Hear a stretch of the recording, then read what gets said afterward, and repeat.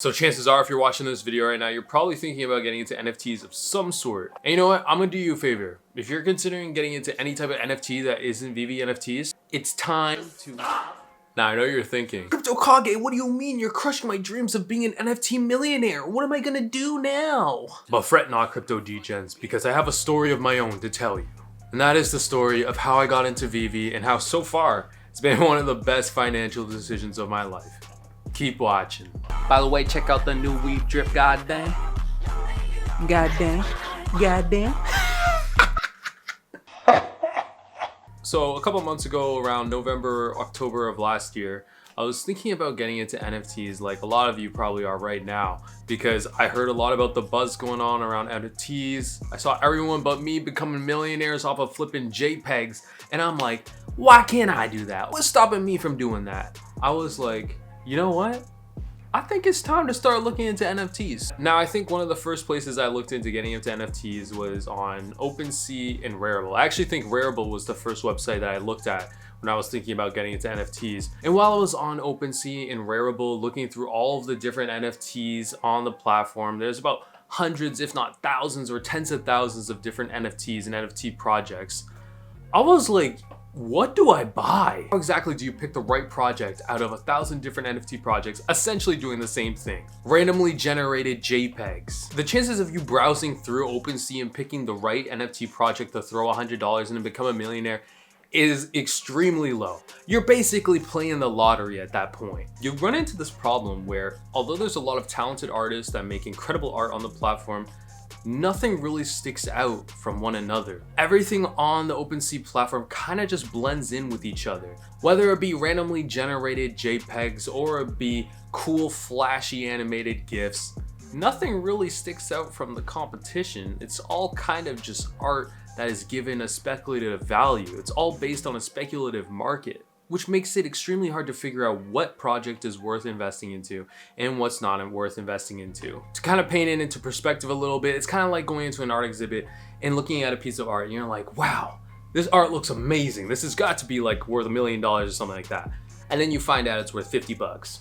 And then you find another piece of art and you're like, oh my God, what is this? How did this even get in the exhibit? This looks like a piece of shit. And then you find out it's worth $69 million. That's basically NFTs on OpenSea and Rarible in a nutshell. Everything is highly speculative and you don't know things are gonna pop off until they pop off, and then it's too late. So that's kind of why I didn't get into NFTs for a very long time, was because everything was so highly speculative. And to be honest, I didn't know what to buy. Like, there's so many different things out there, I just did not know what to throw my money at. And then I came across a saving grace, and that's none other than VeVe. What makes VeVe stick out from the competition? I'm glad you asked. The number one factor that is separating VeVe from other NFT platforms is the fact that the market is no longer solely based on speculation. There's actual valuable IPs on the VeVe platform that people can invest in. For example, I could literally go on VeVe right now and buy Spider-Man, Batman, I could buy Givenchy, I could buy a lot. Hold on, let's go through the list right now. Let's go through the list. Got VeVe open right now. We're on the homepage. First of all, look how beautiful this looks. This looks so user-friendly. This is amazing. Anyway, we'll get to that later on in the video, but I'm gonna go scrolling down. We're gonna scroll down to the brands. Okay. So let's just start off. First of all, we got the United States Postal Service. That's huge. That's so huge. That's the first one on the list. Adventure Time, Ultraman, Back to the Future, Batman, DC, Call of Cthulhu, DC Comics, Captain America, Cartoon Network, Disney. We have Disney on VeVe. Do I need to say more? I just went through and I named some of the most valuable IPs on VeVe so far, and it just goes to show you some of these incredible IPs we have, like Disney, Marvel. It doesn't get much bigger than that. It really doesn't. Like, it's insane. These are just some of the IPs that we have right now in less than a couple years on VeVe. And this is the number one reason I decided to start investing in NFTs. It was because of VeVe. Some of these IPs on this app are known by hundreds of thousands, if not millions, if not even billions of people in the world. I don't know the actual metrics of the data, but I think it's fair to say that it's quite possible that 1 billion people in the world know what Disney is. In sharp contrast with that point, I feel like if you went up to anybody in the world and asked them what Bored Ape Yacht Club or CryptoPunks, I feel like such a minute amount of people are gonna know about this. Actually, recently there was a Mickey Mouse and Friends drop, and I was actually lucky enough to get some of those NFTs on the drop, and it didn't really occur to me until I went out in public the same day, and I was just in Costco, and as I was walking through the store, I saw at least 5 or 6 people with Mickey Mouse related merch. Mickey Mouse alone, not even anything else Disney related or like Marvel related. Mickey Mouse. I saw Mickey Mouse bumper stickers. I saw Mickey Mouse sweaters and hoodies and like apparel, all in this one place, all in Costco. And so that just goes to show you that so many people know about these IPs, and that's gonna bring so many people into VeVe. I wanted to invest in collectibles that I actually thought would go up in value after buying them, and I wouldn't have to worry about them crashing down below the list price. And honestly, I think the reality is that I'm pretty sure every single collectible on VeVe right now is above its list price.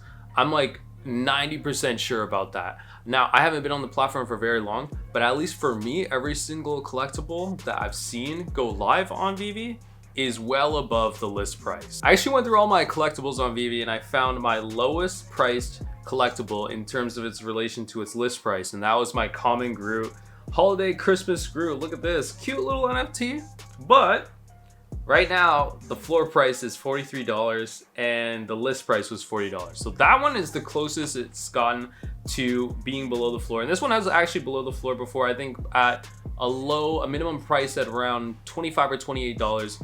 But since then it's gone up in price. And the main reason that this one was so low value was because there was an obnoxious amount of these drops. I think, let's see, almost 30,000 of these were dropped on Christmas, with other ones as well. I think in total it was like a 50 or 75K drop or something like that. So that's why these ones dropped in value so much, because there's just a huge supply. But for majority of the time on VeVe, there's such a limited supply on the app that all of the collectibles hold their value pretty well above the list price. But yeah, it's kind of just really insane to see that all the collectibles on VeVe are above their list price. It's kind of insane, actually.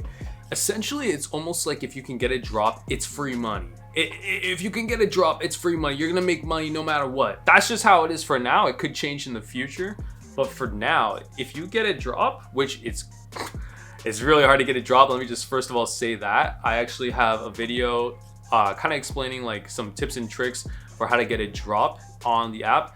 But if you can get one, it's basically like majority of the time you're able to double your money. And at the opening of the market, you can sometimes even quadruple or even quintuple your money depending on the drop that you get, and also depending on the mint number that you get. Another reason that I got into NFTs with VeVe is because their platform is super user friendly.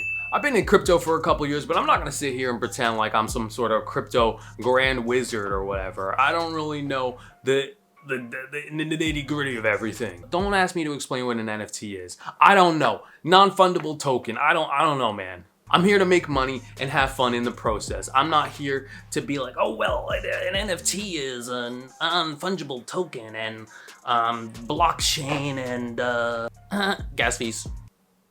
I don't give a shit about that. I just want to go into the platform, collect stuff, and maybe make some money too. I avoided platforms like OpenSea and Rarible like the plague because I'm not trying to buy a $50 collectible and then pay $70 in gas fees. In what world does that make sense? That literally makes 0 sense. Whereas if I go on VeVe, I can go for a comic drop for $7 and that's what I pay. I pay $7. Now there is that transaction fee for when you're buying gems in the App Store. I don't know if it's a one-to-one purchase comparison. I don't know. I know on Canada you pay a little bit more than just the direct conversion from USD to Canadian. But yeah, it's a lot easier to just say, hey, I'm gonna load up my account with some gems, roughly one-to-one for the dollar to gem ratio, and then be like, hey, I'm gonna use my gems and buy a comic.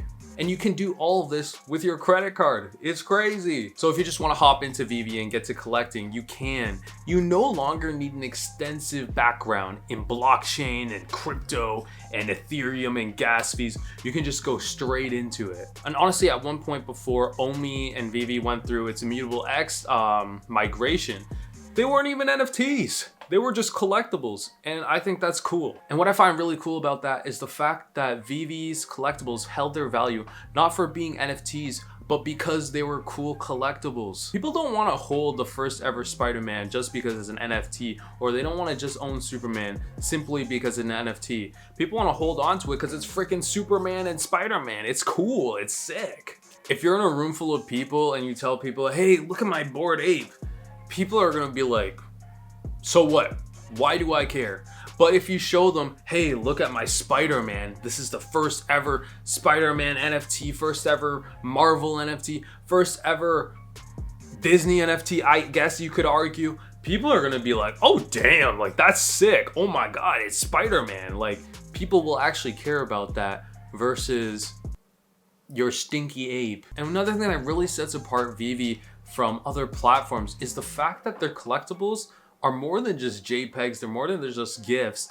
A lot of times they're actual 3D renders that you can put in either augmented reality or virtual reality. And what that means essentially is I could just take my Deadpool, scan the environment, and then just throw him in and then watch him blow a kiss at me under the mistletoe. And of course, I'll blow one back. These are one of the things I think are gonna bring a lot of mainstream attention to VeVe and what's going to keep people invested in the app. The fact that you can actually interact with your NFTs in a pretty easy way is just so cool to me. There's even actual official comics that you can buy on the app and actually read them in augmented reality. You can scale the comic to whatever size and position you want it to be at and just read it wherever. You could read it in your bed, or you could read it on your desk. You could read it pretty much anywhere, even on the street. Like, the possibilities are endless. Like, just take in the fact that even that comic that I was showing, The Amazing Spider-Man #1, that comic is from 1963 and it's a super rare, super valuable comic to own. So it's just insane the fact that I can have this comic and own it digitally and just be able to read it. Like, that's pretty insane. Like, VeVe does collectibles so good with its partners that at first I got into this platform for money, and now I'm in it to actually collect. I didn't even think I would ever be a collector, but now I'm catching myself buying stuff just to collect. Sometimes I'm just buying collectibles for like $250 simply because I want it, simply because it looks cool to me. Like, for example, like the Dragon Girls or the Mermicornos and stuff like that. Like, I'm buying them just to buy them and own them, and that's how they get you, man. That is how they get you. Oh man.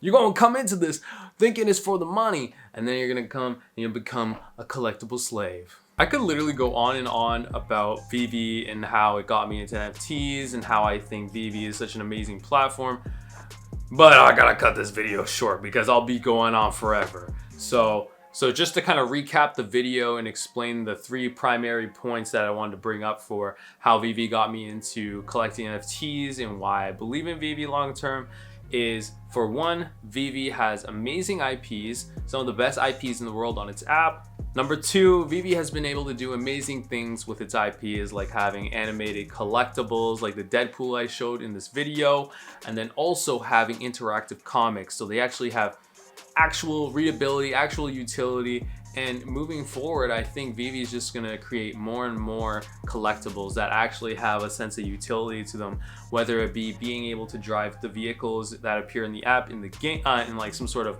metaverse or something like that in the future, or some sort of other utility like maybe exclusive access to like events or some sort of live stream or something like that. Who knows where they're gonna go with this in the future, but I absolutely love what they've done so far in so little time, and I'm really looking forward to seeing what they do in the future. And last but certainly not least, number 3, I think VeVe does an amazing job at creating a user-friendly experience. So making their app accessible to the average Joe who's not into crypto and stuff. I think for a platform like this to get widespread adoption, it needs to be incredibly user-friendly, and VeVe is doing an amazing job at that so far.